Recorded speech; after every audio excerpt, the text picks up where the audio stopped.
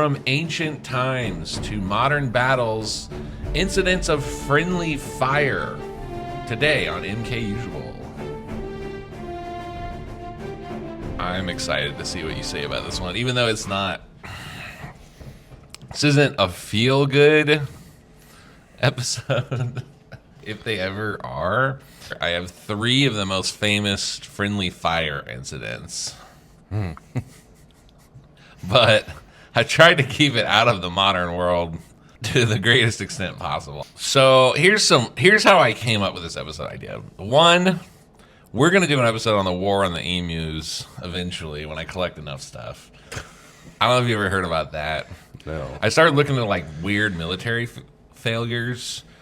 Here's a couple I found before we get into the meat. The War of the Stray Dog, 1925.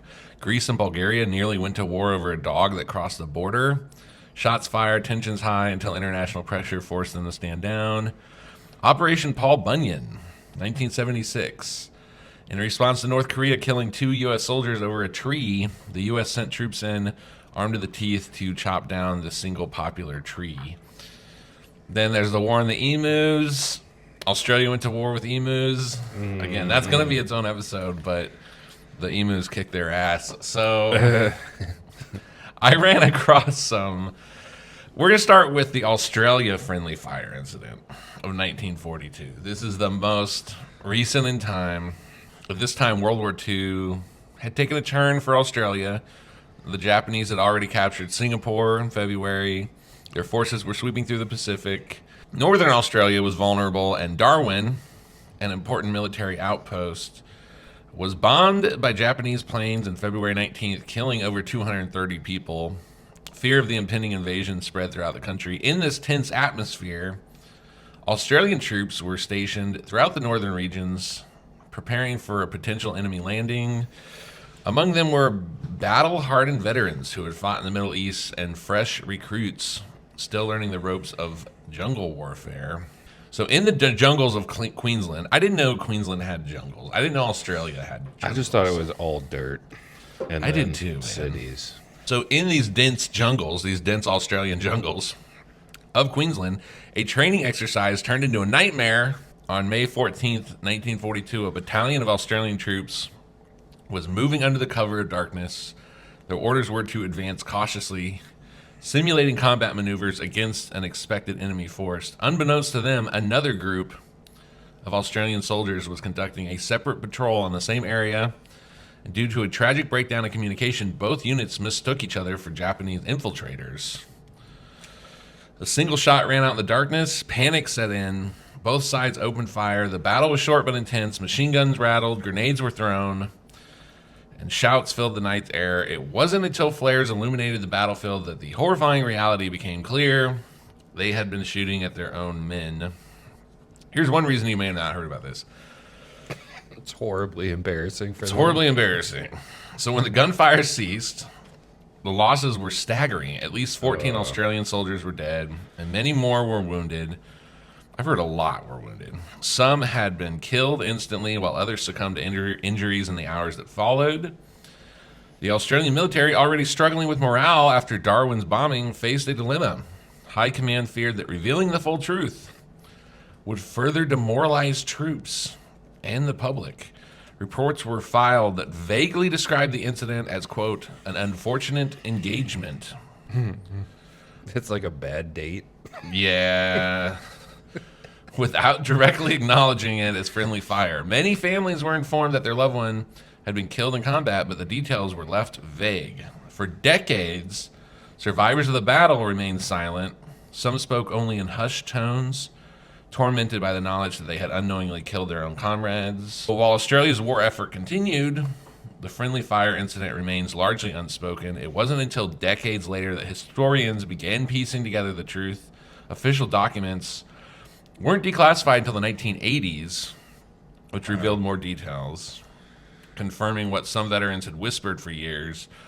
These events serve as a grim reminder of the chaos of war. And yeah, it's one of the weirder chapters of World War II. What are you cooking up here? What do you got? Well, I wanted to look up the Darwin bombing. They're calling it Australia's Pearl Harbor. I never really consider Australia I know. when I think of World War II, but apparently they were pretty, like, this is making it sound like they got very involved to the point that they were so heightened doing an exercise, which it would be like a training, I assume, and then the other one, it sounded like a patrol, like they were actually, you know what I'm saying? Like, Waiting for the Japanese incursion. yeah, and then they Yeah. were, the other one was pretending that they were also doing that, but, you know, tensions are high. All right, so let's go to America. The Battle of Germantown. This is like right after the Declaration of Independence. We're in the middle of the Revolutionary War. So amid the dense morning fog of October 4th, 1777, American forces launched a bold but complex assault on British positions at Germantown. The attack, meant to be a coordinated, multi-pronged offense, quickly fell into chaos as visibility dropped to near zero. Amid the confusion, an entire regiment of Continental soldiers, General Adam Stevens' division, became disoriented and mistakenly fired on fellow Americans from General Anthony Wayne's brigade. The sudden barrage caused panic, with Wayne's men believing they were under attack from the enemy, leading to a disorderly retreat. The friendly fire caused severe casualties and disrupted Washington's attack, allowing the British to regroup and push the Americans into retreat. Though a defeat, the battle demonstrated the growing strength of the Continental Army and impressed France enough to increase its support. So, things must have been pretty bad. Silly friend. They're like, well, you did shoot somebody in the You shot fog. the hell out of him. Your marksman, very accurate, even in the fog. It's described as a devastating blow to the American offense. What had begun as a promising attempt to drive the British from Philadelphia crumbled. It's always like the red coats are coming. Like, you can't see the other people aren't wearing bright red coats. So the fog must have been pretty bad. Oh, So- yeah. so, like, it said they- near zero. They just heard, "Oi, me beans are cold," and then. But we would have sounded like that. Yeah, I guess that's true too. I just We Yeah. were the bean eaters, too. true. That's fair. I little forget bit. about that. All right, here's a famous one. Incident 3, the Battle of Kerenspis. This is also in the 1700s, 1788. Oh, this is one that borders on actual absurdity. In the Battle of Kerenspis, which may be the most catastrophic of any army defeating itself in history. In 1788, the Austro-Turkish War was in full swing, with the Habsburg Austrian forces preparing to engage the Ottoman Empire. The Austrian army was a patchwork of soldiers from various ethnic and linguistic backgrounds. Uh-oh, this is not going to go well. Including Germans, Hungarians, Czechs, and Serbs. And communication was already a challenge, and tensions were already running high.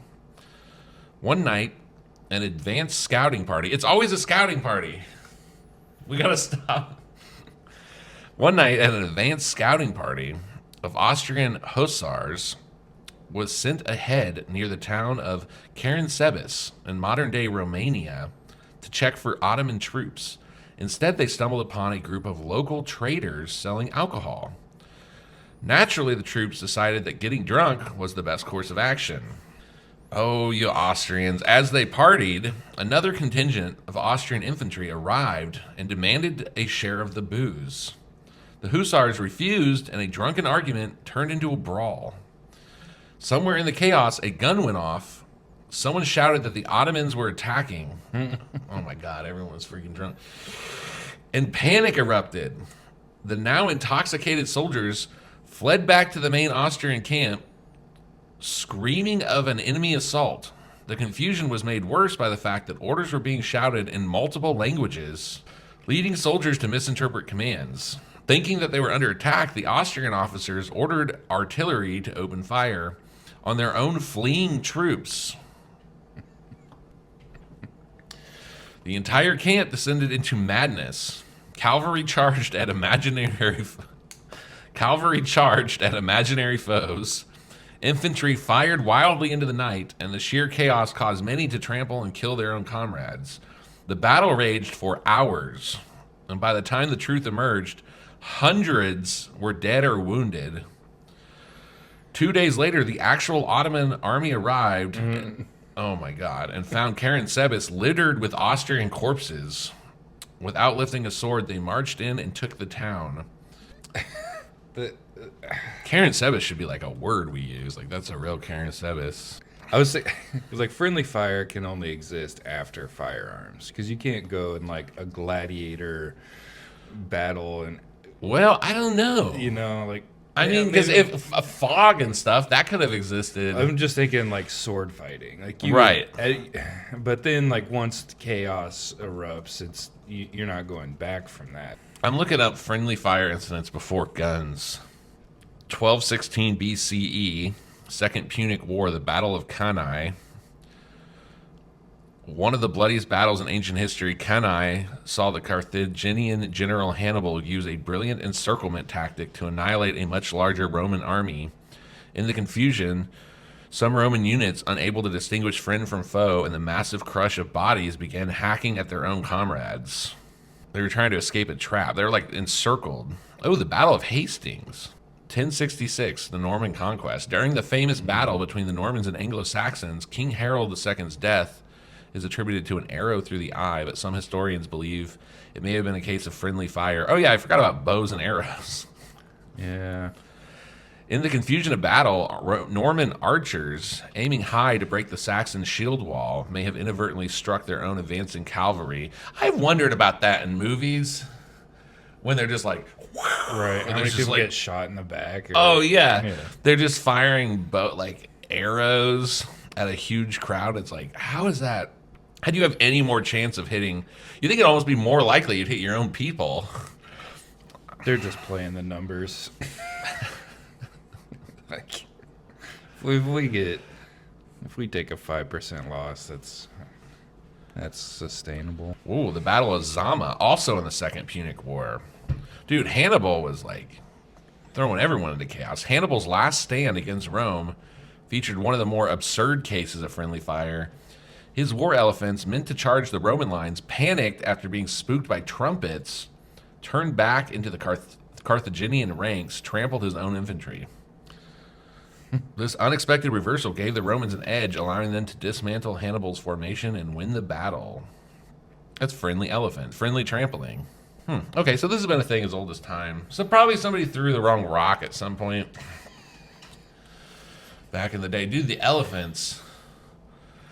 Dude, can you imagine living back then and the dude shows up with war elephants? No. And then they turn on you and it's unfathomable. Like, shit. Yeah, you got all the confidence in the world. You've never standing seen behind that elephant. Oh, yeah. You've never seen an elephant and you see one wearing like armor and shit. Right, they sharpened his tusks like, or something. Dude, and we think elephants, we think their sound is cute. I think elephants are cute because they go "ree" or whatever. Yeah. But like, dude, if you just heard that and you'd never seen Dumbo like stand up on their back legs. Yeah, he's like "ree," like it's a freaking huge like. Oh man, dude, you would just shit your pants and run away. There's no. Also, like that they were startled by trumpets, but that's the fucking sound they make. That's a very like war. Yeah, that's a very like War of the Worlds type. Like you figure out that you have this big alien creature that's just like stomping through all your men, and then you're like, you find out that like the blow of a trumpet is like the magic way to fight the elephants. Well, there you go. There's some famous friendly fire incidents. I thought it was interesting. I'm glad that you stopped at the Second World War. Oh, yeah. So when I first started researching, it was just like, it gave me one in Iraq, and I was like, no, we ain't doing that. I almost stopped like 1800s. Apparently, both Texans and the Mexicans in the Siege of the Alamo had friendly fire incidents. That's crazy to me. A lot in the Civil War. The Alamo, though, sounds like it. Yeah. So, I don't know. That's crazy to me because like everyone was in the Alamo and then all the Mexicans were outside the Alamo. Yeah. How do you like you just have to shoot out if you're or in or yeah. I guess at some point they probably I guess if you're you like could be surrounding and crossfire. But like if you're I don't know. I've never been to war, so I don't fully comprehend the chaos. So this says that the Texan friendly fire incident was reinforcements showing up. Oh, okay. And they got confused because it was dark and they started shooting at their own reinforcements. And then at the Mexicans' final assault, some of the veteran troops leading it were wounded or killed when shot by untrained recruits in the rank who blindly fired their guns without looking. Well, yeah, I guess a lot of the fighting took place in the darkness too. Lots of Civil War friendly fires. Final thoughts, sir. A hysterical and tragic consequence of war. It's awful. Not hysterical like funny, but like hysteria. It's just how easy panic can set in, or Right. And even like the Australian one, it's like they were training, they were, even in like, they had radios. Like some of these other ones, you're like, oh, there was fog, we don't have radios. yeah. But even then, okay. So this says during Pearl Harbor, we shot down a lot of our own planes That makes sense. because we were so caught off guard that we didn't even realize our planes were being sent in from the USS Enterprise. So I guess with any level of technology, I mean, like I said, I found modern ones. I just didn't want to be. Yeah. I just didn't want to like breach. This was for historical. If you have a war, I wanted to do elephant- something different. I don't know. I wanted to do something history related, but I wasn't feeling like the ghost of Marie Antoinette. And so I was like, I just looked up stuff I was interested in. We love you. We love you.